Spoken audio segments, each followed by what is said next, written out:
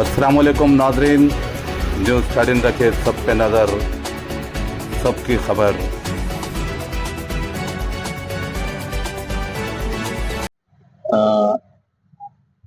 Second and third के बीच में रात में 3 तारीख के सुबह 12:30 बोले तो रात के 1 घंटे 12:00 के टाइम पे एक ऑटो में दो यंग बच्चे अनकॉन्शियस है चंद्रानगुटा ब्रिज के नीचे फारूक आजम मस्जिद के करीब में बोल के इंफॉर्मेशन आया तो हमारे पुलिस स्टेशन से जाके वेरीफाई करने पे डाउट था कि वो लोग डेथ हो गया उनका बोल के इमीडिएटली एग्जामिन करके कंफर्म हो गया डेथ है बोल के और क्लूज टीम वालों को अदर्स को साइंटिफिक इन्वेस्टिगेशन करके तो डेड बॉडीज के आजू बाजू ऑटो में बैठ के थे लोगों का इंतकाल हो गया।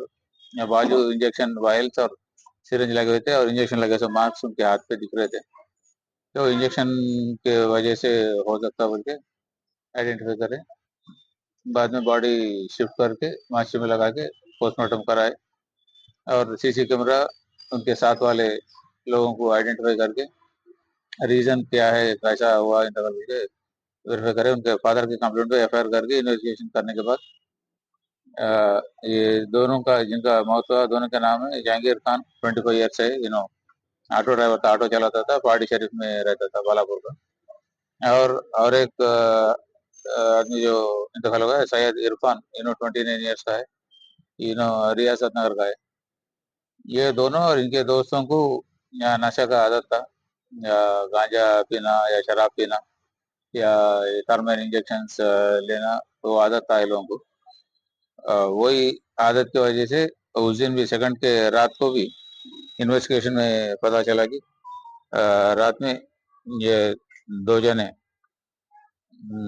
इरफान और अकरम इनका दोस्त है ये दोनों भी जो इंतकाल है उनके दोस्त हैं दोनों ये दोनों मिलके नाश्ता करके जहांगीर को कांटेक्ट करे थर्माइन इंजेक्शन है क्या लेंगे बोल के पूछे तो उनका पहचानत का कल्याण है उसको पूछ के मैं मालूम करके बोलता हूँ बोल के वो शिवा और कल्याण वो दोनों को कांटेक्ट करा करे तो फाइनली आकाश बोलने वाला जो थर्मल इंजेक्शन से इससे पहले मेडिकल लाइन में हॉस्पिटल में वार्ड बॉय का काम कर रहा था ये वो वहां से चोरी करके ये लोगों को थर्मल इंजेक्शन और वार्ड बॉय है उन्होंने मेडिकल लाइन में नॉलेज है जहाँ मिलते थर्मल इंजेक्शन एम्फेटामिन जिसे थर्मल इंजेक्शन ला के वो ज्यादा रेट में ये लोगों को बेचता था।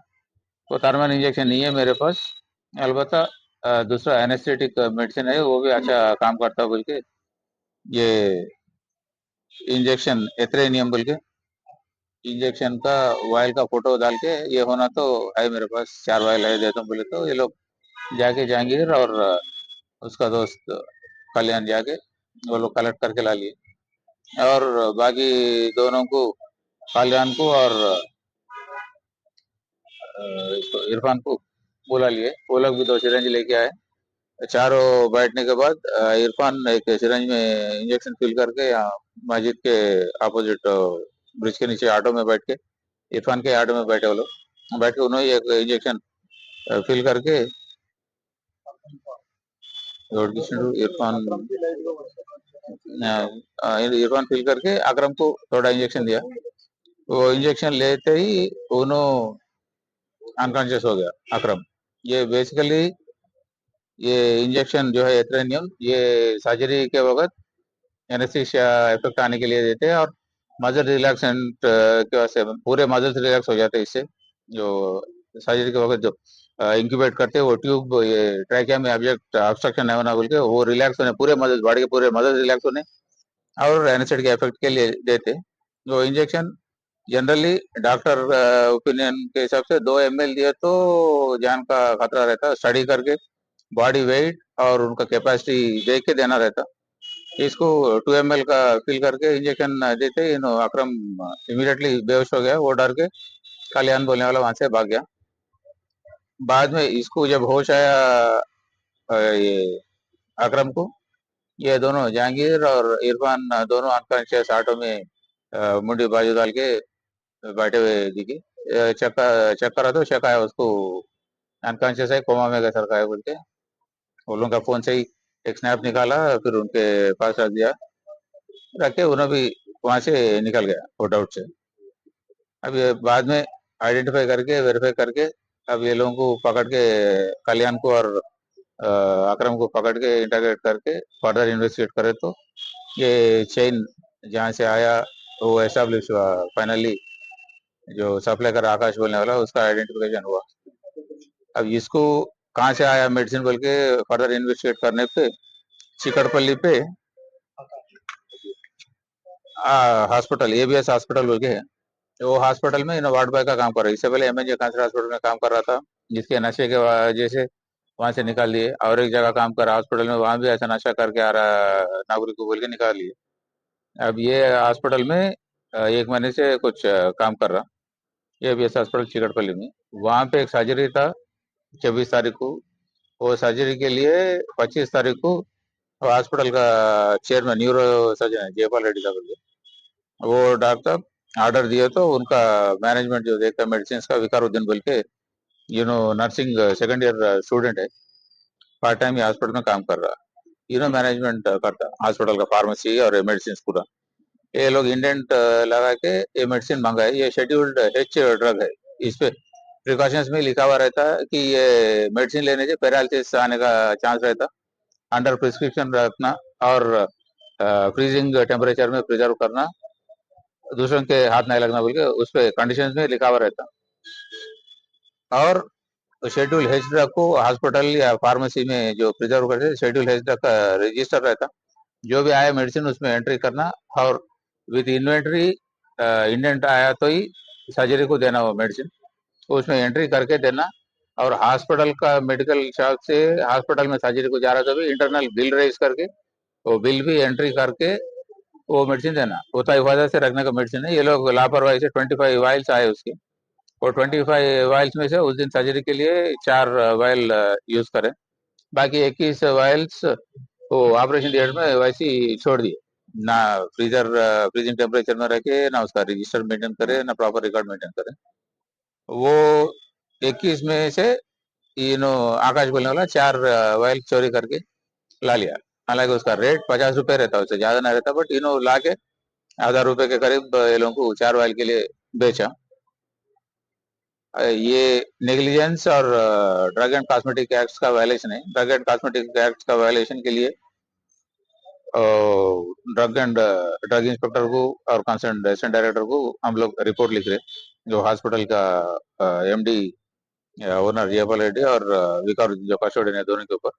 पर उनका नेग्लिजेंट एक्ट के वजह से उनका लापरवाही की वजह से इंजेक्शन लेके लोगों को दिया, जिसकी वजह से लोग मर गए। इसलिए causing death due to rash and negligent act बोल के वो लोगों पे 304 नेग्लिजेंट एक्ट बोल के पहले जो 304 लगा देते हैं, बीएनएस सेक्शन 106 बीएनएस लगा के उसमें ये दोनों को भी अरेस्ट करे। और जो इंजेक्शन लाए और इस्तेमाल करे और जो रेगुलर हैबिचुअल है या वो बाकी दोनों को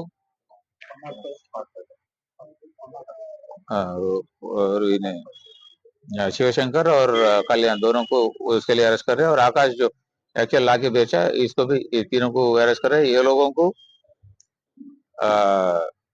विदाउट इंटेंशन मारने का इंटेंशन रखे नहीं करे, मगर मौत का वजह ये लोग बने ये इंजेक्शन ला के सप्लाई करके या एडमिनिस्टर करके बोल के वो लोग ऊपर भी culpable homicide not amounting to murder, कत्ल नहीं होता बट इंटेंशन भी कत्ल का नहीं है, बट मौत के वजह ये लोग बने बोल के culpable homicide not amounting to murder. ये तीनों पे आकाश, शिवशंकर और कल्याण, ये तीनों पे वो केस लगाए। और हॉस्पिटल का ओनर और विकारुद्दीन पे नेग्लिजेंस काजिंग डेथ बोल के केस लगाए और पूरों को मैजिस्ट्रेट के सामने अब प्रोड्यूस कर रहे अरेस्ट करके। आगे हॉस्पिटल पे ड्रग एंड कॉस्मेटिक एक्ट के तहत और ड्रग इंस्पेक्टर को भी रिपोर्ट लिख के उनका असिस्टेंट डायरेक्टर और ड्रग इंस्पेक्टर उनका डिपार्टमेंटल एक्शन भी वो लोग ले। थैंक जहांगीर के पास 5 ml का मेरे पास सिरंज है, तुम आधे आते 2 ml के सिरंज दो ला लो बोल के उन्होंने फोन करके इसको बताया था, इरफान को बताया था। वो लोग यहाँ पहुंचे तक उसका 5 ml का सिरंज उन्हें लोड करके रख लिया था। पहले इसको एडमिनिस्टर कर दिए, अकरम को कर दिए। इन्हें बेहोश होके फिर होश में आया तक वो दोनों मर गए थे। वो वेल्स सिरंज वहीं पे लिहाजा 5 ml ले लिया उन्होंने जहांगीर। अब वो 2 ml काफी है डेथ काजोन के लिए। अब उन्होंने 5 ml का था, उन्होंने और इन्हों भी, इरफान भी ज्यादा क्वांटिटी लिए। कम अगर क्वांटिटी है, 2 से ज्यादा ml भी है, तो उनका बॉडी वेट और कंपोजिशन के हिसाब से कैलकुलेट करके देना रहता है एनेस्थिस्ट को। अब वो कैलकुलेशन नहीं है, तो ओवरडोज की वजह से कोमा में जाके डेथ हो गया। नहीं, प्रीवियसली ऐसे केसेस तो नहीं है, बट दोनों के कन्फेशन में भी तो गांजा, शराब और मेफेटामिन इंजेक्शन से लेने के आदि है। वो जितने भी है पूरे, शिवा शिवा है, आकाश है, और ये बाकी इन्हें कल्याण, और जो दोनों का इंतकाल हुए पांचों को भी ये शराब, गांजा और मेफेटामिन इंजेक्शन का आदत है। ये पहली बार इस्तेमाल करे। इसका इल्म लोगों को नहीं था कितना क्वांटिटी लेना, कैसा लेना, उसकी वजह से मौत हो गया।